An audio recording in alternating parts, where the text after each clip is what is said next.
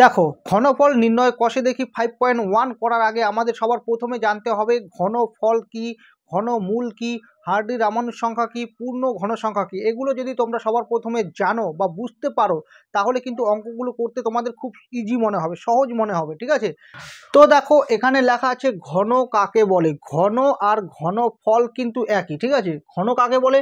কোনো একটি সংখ্যাকে সেই একই সংখ্যা দিয়ে 3 বার গুণ করলে যে গুণফল পাওয়া যায় তাকে প্রথম সংখ্যার ঘন বা কিউব বলে, ঠিক আছে। তো দেখো মনে করো 2, এই 2 সংখ্যাটাকে যদি আমরা একই সংখ্যা দিয়ে 3 বার গুণ করি, অর্থাৎ 2কে যদি আমরা 3 বার গুণ করি 2 দিয়ে, তাহলে কত আসবে বলো তো? 8, অর্থাৎ গুণফলটা আসলো 8। তাকে প্রথম সংখ্যার ঘন বলে। মানে 8কে কি বলবো আমরা? এই 2-এর ঘন, মানে প্রথম সংখ্যার ঘন। তাহলে পরীক্ষায় যদি প্রশ্ন আসে যে 2-এর ঘন বা ঘনফল কিন্তু একই, ঠিক আছে। 2-এর ঘন বা ঘনফল কত? তখন তোমরা কি করবে? এই 2টাকে আমরা কয়বার গুণ করবে? 3 বার গুণ করবে, তাই তো। তাহলে 2 গুণন 2 গুণন 2 মানে কি বলতো? 2-এর কিউব, মানে 2 হলো 3টা, মানে গুণ করলে কত আসবে? 8 আসবে। তাহলে বোঝা গেল ঘন বা ঘনফলটা কি? কোনো একটি সংখ্যাকে একই সংখ্যা দিয়ে যদি আমরা 3 বার গুণ করি, গুণ করার পর যে গুণফলটা আসবে সেই গুণফলটাকে বলবো আমরা প্রথম সংখ্যার ঘনফল, ঠিক আছে। তাহলে 2-এর ঘনফল কত? 8। তো আমি আরেকটা উদাহরণ দিচ্ছি, মনে করো 3-এর যদি বলে 3-এর ঘন বা ঘনফল কত, তাহলে 3কে আমরা কি করব? একই সংখ্যা দিয়ে আমরা 3 বার গুণ করব, তাহলে কত হবে? 3-এর কিউব। অর্থাৎ 3 কয়টা? 3টা 3 গুণ করলে কত আসবে? 27। অর্থাৎ এই 27টা হলো 3-এর ঘন বা ঘনফল। বোঝা গেল? দেখো তারপরে আছে ঘনমূল। ঘনমূল কাকে বলে? কোনো একটি সংখ্যাকে 3টি একই সংখ্যার গুণফল আকারে প্রকাশ করা গেলে তার একটিকে ওই সংখ্যার ঘনমূল বা কিউব রুট বলে। তো দেখো কথাটার মানে বোঝাচ্ছি। কোনো একটি সংখ্যাকে ধরো আমি একটা সংখ্যা ধরছি 8। কোনো একটি সংখ্যাকে 3টি একই সংখ্যার গুণফল আকারে প্রকাশ করা গেলে, মানে 8কে কি আমরা 3টি একই সংখ্যার গুণফল আকারে প্রকাশ করতে পারবো? তো দেখো 8কে আমি ভাঙাচ্ছি, 8কে প্রথমে উৎপাদকে বিশ্লেষণ করছি, 2 দিয়ে ভাঙাচ্ছি, 4 দুগুণে 8, আবার 2 দুগুণে 4, অর্থাৎ 8কে দেখো আমরা লিখতে পারি 2 গুণন 2 গুণন 2, অর্থাৎ 8কে আমরা 3টি একই সংখ্যার গুণফল আকারে প্রকাশ করতে পারলাম। তাহলে তার একটিকে, মানে এই 3টা সংখ্যার মধ্যে যে কোনো একটিকে বলবো ওই সংখ্যার, মানে 8-এর ঘনমূল। একই রকমভাবে যদি আসে 27, তাহলে 27কে আমরা কি করব? একই রকমভাবে ভাঙাবো। তাহলে 27কে যদি ভাঙাই 3 নং 27, 3 তিরিক্ষা 9, অর্থাৎ 27কে আমরা লিখতে পারি 3 গুণন 3 গুণন 3। তাহলে আমরা 27-এর ঘনমূল কত বলবো? 3। তাহলে 3 হলো 27-এর ঘনমূল। বোঝা গেল? তাহলে ঘনটা কি আর ঘনমূলটা কি, কোনো রকম অসুবিধা নেই। এরপরে দেখো আছে পূর্ণ ঘন সংখ্যা কি বা কাকে বলে। দেখো পূর্ণ ঘন সংখ্যা এটা কিন্তু খুব ইম্পর্টেন্ট। এখানে যতগুলো অঙ্ক করবে কষে দেখি 5.1-এ, এখানে কিন্তু পূর্ণ ঘন সংখ্যা কিন্তু প্রচুর আসবে। তো তোমরা যদি এখানে ভালো করে বোঝো তাহলে কিন্তু অঙ্কগুলো করতে তোমাদের খুব সহজ মনে হবে। দেখো পূর্ণ ঘন সংখ্যা হলো কোনো একটি সংখ্যার ঘন বা ঘনফলকে পূর্ণ ঘন সংখ্যা বলে। তাহলে দেখো 3-এর, আমি একটা উদাহরণ দিচ্ছি, মনে করো 3-এর ঘন বা ঘনফলটা কি বলতো? তাহলে 3কে আমরা 3 বার গুণ করব, তাহলে 3-এর ঘন বা ঘনফল হলো 27। তাহলে এই যে 27 সংখ্যাটা, এই 27 সংখ্যাটাকে আমরা বলবো পূর্ণ ঘন সংখ্যা। অন্যভাবে যদি বলি, পূর্ণ ঘন সংখ্যা হলো সেই সংখ্যা, পূর্ণ ঘন সংখ্যা হলো সেই সংখ্যা যার ঘনমূল নির্ণয় করতে পারবো। দেখো আমি 27-এর ঘনমূল নির্ণয় করতে পারবো। তাহলে 27-এর ঘনমূল কি হবে বলো তো? 27-এর ঘনমূল হবে সমান সমান, এভাবে দিতে হয় কিউব রুট এই 27, ঠিক আছে। তো দেখো 27-এর ঘনমূল আমরা নির্ণয় করতে পারবো যে 27কে আমরা কত কিউব লিখতে পারি? 3-এর কিউব লিখতে পারি। আর এখানে যে এই কিউবটা আছে, এটা কি হবে বলো তো? এটা এই কিউব রুটটা 1/3 হয়ে যাবে। তাহলে এই 3 আর এই 3 কেটে যাবে। তাহলে 3-এর পাওয়ার কি আছে? 1। 3-এর পাওয়ার 1 মানে 3 কটা? একটা। অর্থাৎ দেখো আমরা 27-এর ঘনমূলটা নির্ণয় করতে পারলাম। তার মানে আমরা বুঝতে পারলাম যে কোনো একটা সংখ্যার ঘন বা ঘনফলটাকে আমরা বলবো পূর্ণ ঘন সংখ্যা, বা অন্যভাবে যদি বলি কোনো কোনো একটা সংখ্যার যদি আমরা ঘনমূল নির্ণয় করতে পারি তাহলে সেটাকে আমরা বলবো পূর্ণ ঘন সংখ্যা, ঠিক আছে। লাস্ট যেটা আছে সেটা হলো হার্ডি রামানুজ সংখ্যা কি। দেখো তোমরা পেজ নং পেয়ে যাবে 52 পেজের মধ্যে দেখবে এখানে বলা আছে যে কোনো এক সময় বিখ্যাত গণিতবিদ G.H. হার্ডি ভারতের বিখ্যাত গণিতজ্ঞ রামানুজের সঙ্গে দেখা করতে গিয়েছিলেন। তাহলে এখানে জিএইচ হার্ডি সে কার সঙ্গে দেখা করতে গিয়েছিল? রামানুজের সঙ্গে দেখা করতে ছিল।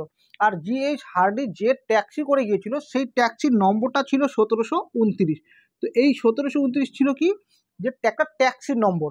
তো এটা হার্ডির কাছে একটা সাধারণ নম্বর ছিল, কিন্তু এই কথাটা যখন সে রামানুজকে বলে তখন রামানুজ বলে যে এই সংখ্যাটা কোনো সাধারণ সংখ্যা নয়, এটা হলো একটা বিশেষ সংখ্যা। কেন? কারণ 1729 এই সংখ্যাটা হলো সব থেকে ছোট সংখ্যা যাকে দুটি ঘনের সমষ্টি রূপে প্রকাশ করা যায়। তো দেখো এখানে আছে 1729কে লেখা যায় 12 কিউব, মানে 12 ঘন, আর লেখা যায় 1 কিউব। আবার 1729 সংখ্যাটাকে আবার লেখা যায় যে 10 কিউব, আবার লেখা যায় যোগ 9 কিউব। মানে 1729 হলো সব থেকে ছোট সংখ্যা যাকে দুটি সংখ্যার ঘনের সমষ্টি রূপে বা যোগফল রূপে প্রকাশ করা যায়। তাহলে পরীক্ষায় আসে যে হার্ডি রামানুজ সংখ্যা কোনটা, বা অপশন দেওয়া থাকে 4টা, তাহলে সেখান থেকে আমরা বলবো যে 1729 সংখ্যাটা হলো হার্ডি রামানুজ সংখ্যা। দেখো লাস্ট যেটা আছে সেটা হলো আয়তঘন এবং ঘনকটা কি। তোমাদেরকে খুব ভালোভাবে বুঝতে হবে আয়তঘন এবং ঘনকটা কি। দেখো আমার হাতে যে বইটা দেখতে পাচ্ছ এই বইটা হলো একটা ঘনক না আয়তঘন বলো তো তোমরা? অবশ্যই এটা হবে আয়তঘন। কেন জানো? তোমরা কিভাবে চিনবে যে এটা আয়তঘন বা কোনটা ঘনক, সেটা কিভাবে চিনবে? দেখো দেখো এই যে আয়তঘনটা আছে এটার থাকবে দৈর্ঘ্য, এটাকে বলে দৈর্ঘ্য, এটাকে কি বলে প্রস্থ, আর এখান থেকে এটুকু বলে উচ্চতা। তো দৈর্ঘ্য, প্রস্থ এবং উচ্চতা তিনটা কি একই আছে? মানে এটার মান যতটুকু হবে, এটার মাপ যতটুকু হবে, এটার মাপ ততটুকুই সমান না, তো তিনটাই তো আলাদা আলাদা, তাই না? যদি দৈর্ঘ্য, প্রস্থ এবং উচ্চতা তিনটি আলাদা থাকে তবে সেটাকে আমরা বলবো আয়তঘন। আর যদি এই দৈর্ঘ্য, প্রস্থ এবং উচ্চতা তিনটা যদি একই থাকে তাহলে যেটাকে বলবো আমরা ঘনক। মানে বলতে পারি লুডুর ছক্কা দেখেছো, যার দৈর্ঘ্য, প্রস্থ, উচ্চতা সব সমান, বা রুবিক কিউব যেটা আমরা খেলি সেটারও কিন্তু দৈর্ঘ্য, প্রস্থ এবং উচ্চতা একই থাকে, তো সেগুলো হলো ঘনক। তার মানে বুঝলে, ঘনক মানে যার দৈর্ঘ্য, প্রস্থ এবং উচ্চতা তিনটি একই থাকবে। এবার তোমাদেরকে শিখিয়ে দেই, এটা তো তোমাদেরকে কেউ শেখাবে না, ডাইরেক্টলি সূত্র বলে দেবে যে ঘনকের সূত্র হলো এটা, আয়তঘন সূত্র হলো এটা, কিন্তু কেউ বোঝাবে না যেটা কীভাবে হলো। দেখো একটু সময় ধৈর্য ধরে দেখো, এখানে হচ্ছে আয়তঘন। আয়তঘনের ক্ষেত্রে আমরা কি দেখলাম? দৈর্ঘ্য থাকে, প্রস্থ থাকে এবং কি থাকে? উচ্চতা থাকে। তো দৈর্ঘ্য, প্রস্থ, উচ্চতা তিনটা আলাদা থাকে। তাহলে সেক্ষেত্রে আমরা লিখে নিচ্ছি যে আয়তঘনের দৈর্ঘ্যটা ধরে নিলাম আমি এক্স, প্রস্থটা ধরে নিলাম ওয়াই, কারণ আলাদা আলাদা সব। উচ্চতাটা ধরে নিলাম আমি জেড।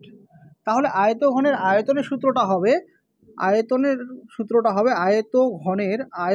সূত্রটা হবে দৈর্ঘ্য ইন্টু প্রস্থ ইন্টু উচ্চতা। তার মানে x into y into z এত ঘন সেমি, বা যা একটা যা থাকবে সেটা লিখবো। একই রকমভাবে দেখো ঘনকের ক্ষেত্রে আমরা কি জানি? ঘনকের ক্ষেত্রে দৈর্ঘ্যের মান যা হবে, প্রস্থের মান যা হবে, আর উচ্চতার মান যা হবে সবগুলো হবে সমান। তার মানে যদি আমি দৈর্ঘ্যটাকে এক্স ধরি তাহলে প্রস্থটাও এক্স, উচ্চতাটাও এক্স। তাহলে আয়তনের সূত্র হলো এটা। আর ঘনকের আয়তনের সূত্রটা কি হবে? আর ঘনকের আয়তনের সূত্র হবে একই রকমভাবে দৈর্ঘ্য ইন্টু প্রস্থ ইন্টু উচ্চতা। তাহলে দৈর্ঘ্য কত? এক্স, প্রস্থ কত?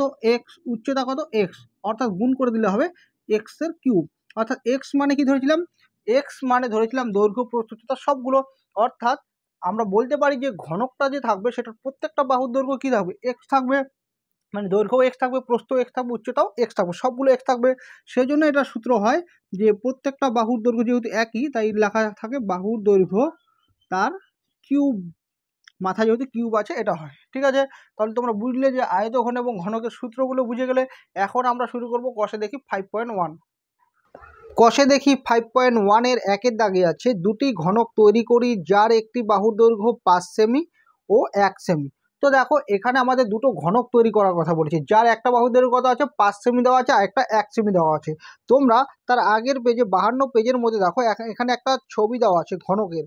এখানে দেখো ছোট ছোট যে বক্সগুলো আছে, মানে ছোট ছোট বক্সগুলো কালার করা আছে, এগুলো হলো এক একটা ঘনক। এই ছোট ছোট ঘনকগুলো জুড়ে বড় ঘনকটা তৈরি করা হয়েছে। ঠিক আছে, তো এখানে আমরা প্রথমে এখানে 5 সেমি বাহু বিশিষ্ট ঘনকের আয়তনটা বের করে নেব, তারপর 1 সেমি বাহু বিশিষ্ট ঘনকের আয়তন বের করব। তাহলে 5 সেমি বাহু বিশিষ্ট ঘনকের আয়তনের সূত্রটা হবে বাহুর দৈর্ঘ্য তার কিউব। তাহলে বাহুর দৈর্ঘ্য কত আছে? এখানে 5 আছে, তাহলে 5-এর কিউব হবে এত ঘন সেমি। তাহলে 5-এর কিউব মানে কত বলো তো? 3টা 5 যদি আমরা গুণ করি তাহলে আসবে 125 ঘন সেমি। ঠিক আছে, তো এবার নিচে আছে 1 সেমি বাহু বিশিষ্ট ঘনকের আয়তন। তাহলে আয়তন সূত্রটা হলো বাহুর দৈর্ঘ্য তার কিউব। তাহলে 1-এর কিউব মানে 3টা 1 যদি গুণ করি তাহলে একই হবে, 1 ঘন সেমি। এবার নিচে দেখো লেখা আছে কতগুলি 1 সেমি দৈর্ঘ্যের বাহু বিশিষ্ট ঘনক জুড়ে এই বড় ঘনক পাবো, হিসেব করে লিখ। তো দেখো আমাদের বের করতে বলেছে কতগুলো এই 1 সেমি বাহু বিশিষ্ট ঘনকগুলো জুড়ে, ছোট ছোট ঘনক জুড়ে আমরা বড় ঘনকটা তৈরি করব। এটা বের করতে গেলে আমরা লিখব, সুতরাং 125 ঘন সেমি আয়তনের ঘনকের জন্য 1 ঘন সেমি আয়তনের ঘনক লাগবে। আমরা বড় ঘনকের আয়তনটাকে যদি আমরা ছোট ঘনকের আয়তনটা দিয়ে ভাগ করি, বড় ঘনকের আয়তন হলো 125, সেটাকে যদি ছোট ঘনকের আয়তন মানে 1 দিয়ে যদি ভাগ করি তাহলে কতগুলো ঘনক লাগবে, ছোট ছোট ঘনক, সেটা বেরিয়ে যাবে। তো লিখে নিচ্ছি, 1 দিয়ে ভাগ করে দিলে আসবে 125। তাহলে 125টি যদি আমরা 1 ঘন সেমি আয়তনের ছোট ছোট ঘনক যোগ করি তাহলে কিন্তু বড় ঘনকটা তৈরি হবে। 2-এর দাগে আছে সুমন্ত অনেকগুলি 1 সেমি দৈর্ঘ্যের বাহু বিশিষ্ট ঘনক তৈরি করেছে। মনামি সেই ঘনকগুলি জোড়া লাগিয়ে বড় ঘনক তৈরির চেষ্টা করছে। হিসেব করে দেখি নিচের কোন সংখ্যক ঘনকের ক্ষেত্রে মনামি বড় ঘনক তৈরি করতে পারবে। তো দেখো এখানে মোট 6টা প্রশ্ন দেওয়া আছে। এই 6টা প্রশ্নের মধ্যে আমরা কোনটার ক্ষেত্রে বড় ঘনক তৈরি করতে পারবো। দেখো শুধু একটা জিনিস মাথায় রাখবে, এখানে যে সংখ্যাগুলো দেওয়া আছে এই সংখ্যাগুলোর মধ্যে তোমরা দেখবে যে কোনটা কোনটা পূর্ণ ঘন সংখ্যা, অর্থাৎ যে কোনটাকে কিউব আকারে লেখা যায়। যে সংখ্যাটাকে কিউব আকারে লেখা যাবে, অর্থাৎ যেটা যেটা পূর্ণ ঘন সংখ্যা হবে সেই সংখ্যা দিয়েই শুধু বড় ঘনক তৈরি করা যাবে। তো আমরা প্রথমে যে 2-এর 1-এর দাগের 100 আছে প্রশ্নটা, সেটাকে আমরা উৎপাদক বিশ্লেষণ করে দেখি যে এটা পূর্ণ ঘন সংখ্যা কি না। যদি পূর্ণ ঘন সংখ্যা হয় তাহলে বড় ঘনক তৈরি করা যাবে, আর যদি পূর্ণ ঘন সংখ্যা না হয় তাহলে বড় ঘনক তৈরি করা যাবে না। তো 100কে দেখো ভাঙাচ্ছি, দেখো 100কে প্রথমে 2 দিয়ে ভাঙাচ্ছি আসবে 50, আবার 2 দিয়ে যদি ভাগ করি আসবে 25, আবার 5 দিয়ে ভাগ করব, 5 5 25। অর্থাৎ 100কে আমরা কি লিখব, 100কে লিখব আমরা 2 গুণন 2 গুণন 5 গুণন 5, ঠিক আছে। তো এখানে 2-এর মাথায় কি লিখবো, 2-এর মাথায় স্কোয়ার লিখতে পারবো এবং আমরা লিখতে পারবো 5-এর মাথায় স্কোয়ার। তো দেখো 100টা কিন্তু পূর্ণ ঘন সংখ্যা নয়, মানে এটা কিন্তু কিউব আকারে এলো না। তার মানে কি আমরা লিখবো যে 100 দিয়ে বড় ঘনক তৈরি করা যাবে না। সুতরাং লিখবো যে 100 দিয়ে বড় ঘনক তৈরি করা যাবে না, দিয়ে বড় ঘনক তৈরি করা যাবে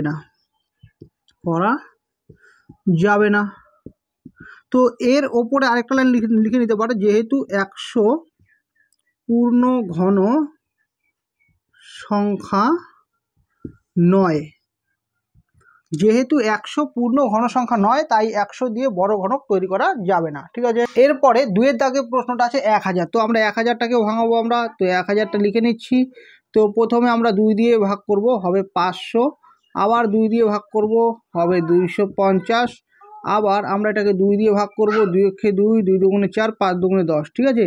এটাকে আমরা আবার 5 দিয়ে ভাগ করব, 5 দুগুণে 10, আর হবে 2, 5 5 25, আবার এটাকে 5 দিয়ে ভাগ করব, 5 5 25। অর্থাৎ দেখো এখানে যে 1000 আছে, তো 1000 সংখ্যাটাকে আমরা কি লিখতে পারি, 1000 সংখ্যাটাকে লিখতে পারি 2 গুণন 2 গুণন 2, আবার লিখতে পারি 5 গুণন 5 গুণন 5, ঠিক আছে। তো এই দুটো 3টা 2-এর জন্য আমরা লিখতে পারি 2-এর মাথায় কিউব, আবার এখানে 3টা 5-এর জন্য লিখতে পারি 5-এর মাথায় কিউব। তাহলে এটাকে লিখতে পারি 2 গুণন 5, এই পুরোটার বাইরে কিউব, মানে এই 3টা 2-এর মাথায় আসলে 2-এর পাওয়ারে কিউব আসবে, আবার 5-এর মাথায় আসলে 5-এর কিউব আসবে, ঠিক আছে। তাহলে 5 দুগুণে কত হয় 10, 10-এর মাথায় কিউব। তাহলে এটা কি একটা পূর্ণ ঘন সংখ্যা, তাহলে 1000 লিখব, যেহেতু 1000 একটি পূর্ণ ঘন সংখ্যা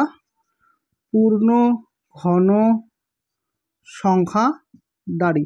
সুতরাং কি লিখবে, সুতরাং দিয়ে লিখবে যে 1000 দিয়ে বড় ঘনক তৈরি করা যাবে, ঠিক আছে। তাহলে লিখে নিচ্ছি যে 1000 দিয়ে বড় ঘনক তৈরি করা যাবে, বড় ঘনক তৈরি করা যাবে।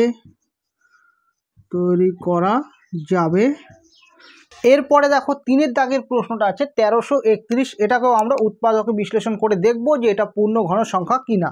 তো দেখো আমি লিখে নিচ্ছি 1331, এটাকে আমরা কত দিয়ে ভাগ করব, এটাকে শুধু 11 দিয়েই ভাগ যাবে। তো আমরা 11 দিয়ে যদি এটাকে ভাগ করি আসবে 121, এটাকে আবার আমরা 11 দিয়ে ভাগ করব আসবে 11, ঠিক আছে। অর্থাৎ আমরা লিখবো যে 1331 সমান সমান লিখবো কি 11 ইন্টু 11 ইন্টু 11। তাহলে কয়টা 11 বলো তো, 3টা 11, মানে 11-র কিউব লিখবো। তার মানে আমরা বুঝে গেলাম যে 1331 সংখ্যাটা কি একটা পূর্ণ ঘন সংখ্যা। তাহলে লিখবো সুতরাং বা যেহেতু লিখবো, যেহেতু 1331 সংখ্যাটি একটি পূর্ণ ঘন সংখ্যা, একটি পূর্ণ ঘন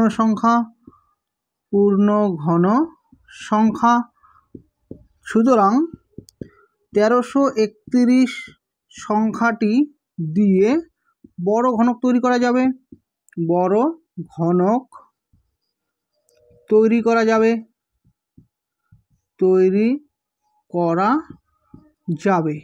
ঠিক আছে। এরপরে 4-এর দাগে আছে 1210। একই রকমভাবে আমরা 1210টাকে উৎপাদক বিশ্লেষণ করব। তো লিখে নিচ্ছি 1210, এটাকে আমরা 2 দিয়ে ভাগ করব, আসবে 6 দুগুণে 12, 0, 5 দুগুণে 10।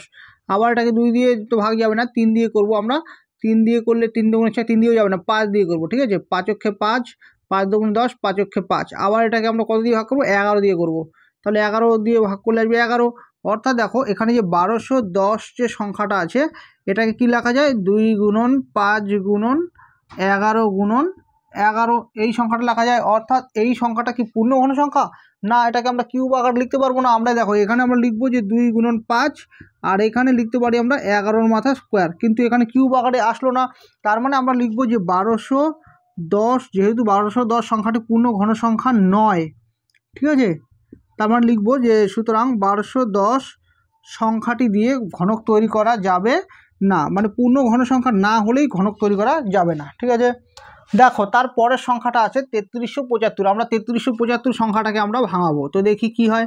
তো আমরা প্রথমে এটাকে 3 দিয়ে ভাগ করব। 3 দিয়ে ভাগ করলে আসবে 3 অক্ষে 3, 3 অক্ষে 3, 3 দুগুণে 6, 3 5 15, ঠিক আছে। এটাকে আমরা আবার কত 3 দিয়ে যদি করি, 3 দিয়ে 3 তিরিক্ষা 9, যাবে না, 3 দিয়ে 5 দিয়ে করবো, ঠিক আছে। 5 দিয়ে করবো, 5 দুগুণে 10, আর 5 দুগুণে 10 11, মানে 12 হবে। তাহলে 5 দিয়ে ভাগ করলে আসবে 5 দুগুণে 10, 5 5 25। সেটাকে আমরা আবার 5 দিয়ে ভাগ করব, 4 5 20, আর থাকবে 25 হবে। তাহলে 5 5 25, আবার এটাকে 5 দিয়ে ভাগ করব, 5 9 45, আবার এটাকে ভাগ করব 3 দিয়ে, 3 তিরিক্ষা 9।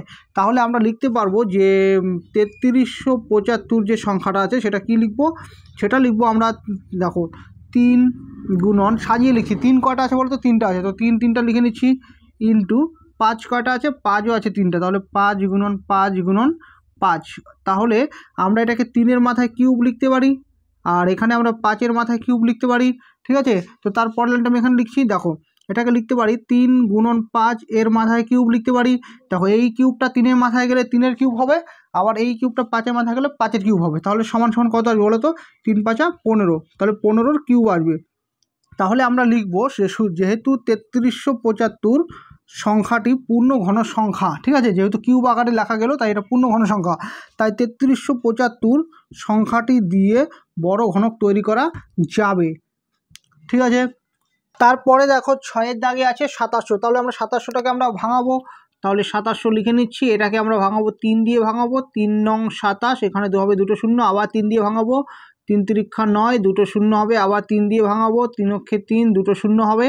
এটাকে আমরা আবার ভাঙাবো 2 দিয়ে, 5 দুগুণে 10, 0, আবার 2 দিয়ে ভাঙাবো আসবে 25, আবার 5 দিয়ে ভাঙাবো, 5 5 25, ঠিক আছে।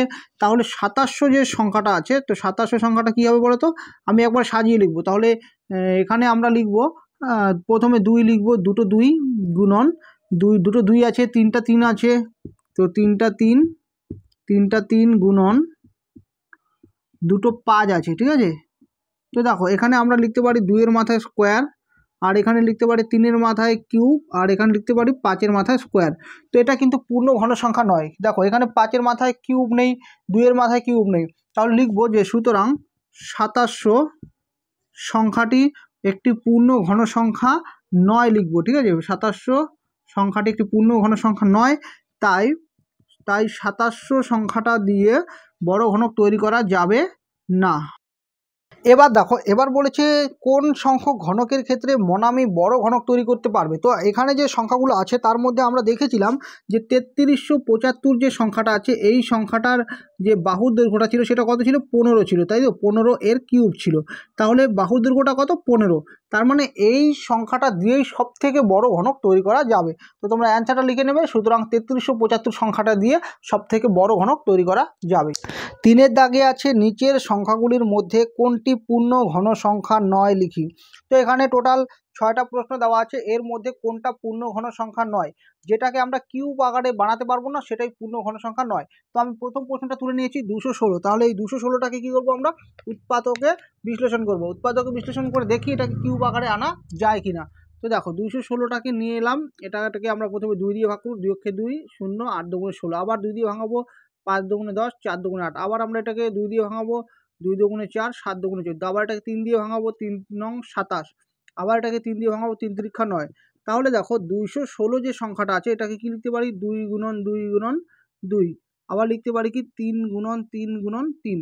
ঠিক আছে, তাহলে সমান সমান এটাকে লিখতে পারি এখানে 2 কটা আছে, 3টা আছে, তার মানে 2 এর কিউব লিখতে পারি, 3 3টা আছে, 3 এর কিউব লিখতে পারি। এটাকে আবার লিখতে পারি 2 গুণন 3, এটার পুরোটার বাইরে কিউব, মানে এই কিউবটা এটার মাথায় আসলে 2 এর মাথায় কিউব আসবে, আবার এই কিউবটা 3 এর মাথায় আসলে 3 এর মাথায় কিউব আসবে। তাহলে গুণ করে দিলে কত আসবে, 3 দুগুণে 6, 6 এর কিউব। তাহলে আমরা এখানে লিখতে পারবো বা বলতে পারবো যে সুতরাং 216 সংখ্যাটি পূর্ণ ঘন সংখ্যা, সংখ্যাটি পূর্ণ ঘন সংখ্যা, পূর্ণ ঘন সংখ্যা। ঠিক আছে, এরপরে দেখো 2-এর দাগের প্রশ্নটা আছে 343 আছে। ঠিক আছে, এই সংখ্যাটাকে আমরা উৎপাদকে বিশ্লেষণ করব। তো আমরা 343টাকে ভাগ করব, প্রথমে কত দিয়ে ভাগ করব, প্রথমে আমরা এটাকে 7 দিয়ে ভাগ করব। ঠিক আছে, 7 দিয়ে ভাগ করলে আসবে 4 7 28, 28 হলে আর এখানে থাকবে 6 63, তাহলে 7 নং 63, এটাকে আমরা আবার 7 দিয়ে ভাগ করব, 7 7 49। তাহলে আমরা লিখতে পারি যে 343 যে সংখ্যাটা আছে এটাকে লিখব কি 7 গুণন 7 গুণন 7, তার মানে সমান সমান কী হবে, 7-এর কিউব হবে, তাই তো, 7-এর কিউব।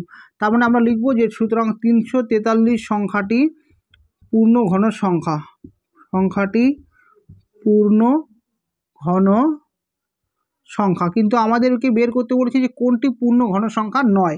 তাহলে 1-এর দাগের প্রশ্নটা কিন্তু পূর্ণ ঘন সংখ্যা, 2-এর দাগের প্রশ্নটাও পূর্ণ ঘন সংখ্যা, এখনও আমরা পূর্ণ ঘন সংখ্যা নয় এখনও পাইনি। তো 3-এর দাগের প্রশ্নটা আমরা চেক করি।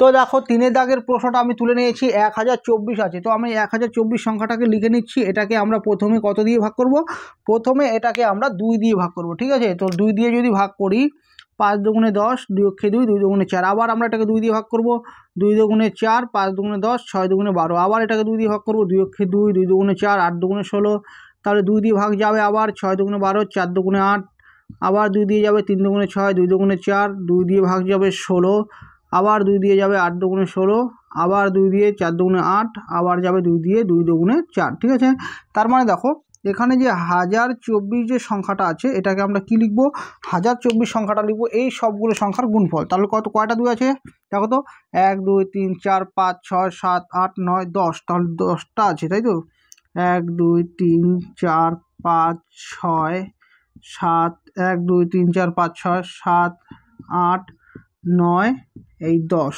তাহলে দেখো এই 3টার জন্য আমরা 2 এর কিউব লিখতে পারি, আবার এই 3টার জন্য 2 এর কিউব লিখতে পারি, আবার এই 3টার জন্য 2 এর কিউব লিখতে পারি। কিন্তু এখানে দেখো আরেকটা বাড়তি 2 রয়ে গেল, অর্থাৎ এটাকে আমরা পূর্ণ ঘন সংখ্যা বলবো না, কারণ এটার মাথায় কিউব নেই। তাহলে আমরা লিখবো, এর পরের লাইনটা আমি এখানে লিখছি, সুতরাং 1024 সংখ্যাটি পূর্ণ ঘন সংখ্যা নয়, সংখ্যাটি পূর্ণ ঘন সংখ্যা নয়। ঠিক আছে, তো দেখো এর পরের প্রশ্নটা আছে 324। তাহলে আমরা 324কে আমরা আবার ভাঙাবো, কত দিয়ে ভাঙাবো 324কে, 324কে আমরা 3 দিয়েই ভাঙাবো, 2 দিয়েও যাবে, তো 2 দিয়ে দেখি ভাগ করছি। ঠিক আছে, 2 অক্ষে 2, 6 দুগুণে 12, 2 দুগুণে 4, আবার 2 দিয়ে যাবে 8 দুগুণে 16, 2 অক্ষে 2। ঠিক আছে, আবার এটাকে 2 দিয়ে যাবে না, 3 দিয়ে করব, 3 দুগুণে 6, 3 7 21, আবার 3 দিয়ে করব, 3 নং 27, 3 তিরিক্ষা 9। তাহলে দেখো আমরা যদি 324 সংখ্যাটাকে লিখি, তাহলে 324কে আমরা কি লিখতে পারি বলো তো, আমরা লিখব দুটো 2 এর গুণ ইন্টু, দুটো 2 এর গুণ ইন্টু 3 কয়টা আছে, 4টা আছে, তাহলে 1 2 3 4। তাহলে দেখো এখানে আমরা লিখবো 2 স্কোয়ার, আর এখানে 3টা 3-এর জন্য 3-এর কিউব লিখবো, আর এখানে একটা 3 পড়ে রইলো। তো দেখো এই 324টা তাহলে কি একটা পূর্ণ ঘন সংখ্যা নয়, কারণ এটাকে কিউব আকারে আনতে পারছি না। তাহলে লিখবো সুতরাং 324 সংখ্যাটি পূর্ণ ঘন সংখ্যা নয়, পূর্ণ ঘন সংখ্যা নয়। ঠিক আছে।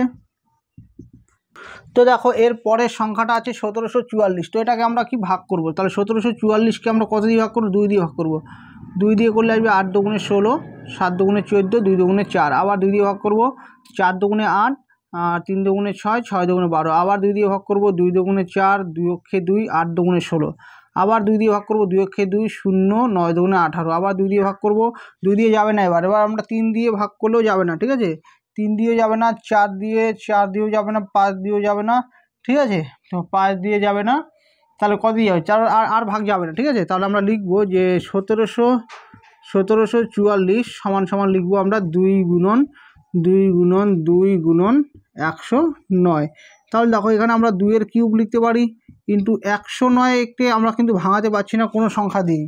তো এটা কি হবে? এটা একটা পূর্ণ ঘন সংখ্যা হবে না। তাহলে লিখে নেব, সুতরাং 1744 সংখ্যাটি পূর্ণ ঘন সংখ্যা নয়, সংখ্যাটি পূর্ণ ঘন সংখ্যা নয়, পূর্ণ ঘন সংখ্যা নয়। আমি আবারও বলছি, এখানে কিন্তু 1744 পূর্ণ ঘন সংখ্যা নয়। কেন? কারণ 109কে আমরা ভাঙাতে পারছি না। তাহলে যদি ভাঙাতেই না পারি, এটাকে কিউব আকারে লিখতে পারবো না। তার মানে এটা একটা পূর্ণ ঘন সংখ্যা নয় হবে। এরপরে আছে 1372। তো আমি 1372 সংখ্যাটাকে লিখে নিচ্ছি। 1372কে আমরা ভাঙাবো প্রথমে 2 দিয়ে, 6 দুগুণে 12, 8 দুগুণে 16, 6 দুগুণে 12। আবার 2 দিয়ে ভাঙাবো, 3 দুগুণে 6, 4 দুগুণে 8, 3 দুগুণে 6। আবার এটাকে আমরা ভাঙাবো কত দিয়ে বলতো? 300 দিয়ে। তাহলে 7 দিয়ে ভাঙাবো। ঠিক আছে, তাহলে 7 দিয়ে ভাঙালে আসবে 4 7 28, আর 7 9 63। আবার 7 দিয়ে করবো, 7 7 49। তাহলে 1372 যে সংখ্যাটা আছে, এটাকে কি লিখবো বলো তো? এটাকে লিখবো আমরা দুটো 2-এর গুণফল ইন্টু, তাহলে দুটো 2-এর গুণফল ইন্টু 7 কটা হবে? 3টা 7-এর গুণফল। তো আমরা দেখো এটাকে 2-এর স্কোয়ার লিখবো, আর এটাকে কিন্তু 7-এর কিউব লিখবো, তাই তো? তো দেখো এটা কিন্তু পূর্ণ ঘন সংখ্যা নয়, কারণ এটা কি 2-এর স্কোয়ার আছে, তো এটা কিউব আকারে লাগবে। তাহলে লিখবো আমরা সুতরাং 1372 সংখ্যাটি পূর্ণ ঘন সংখ্যা নয়, সংখ্যাটি পূর্ণ ঘন সংখ্যা নয়। ঠিক আছে, তো আজকে এই পর্যন্ত রইলো। নেক্সট ভিডিওতে পার্ট 2-তে আমরা বাকি অঙ্কটা করব। তো যারা চ্যানেলটা এখনও সাবস্ক্রাইব করোনি, প্লিজ চ্যানেলটা সাবস্ক্রাইব করে নাও। এগুলো অঙ্কের সঙ্গে সঙ্গে তোমরা পাবে রায় ও মার্টিন প্রশ্ন বিচিত্রাটা কিন্তু পেয়ে যাবে।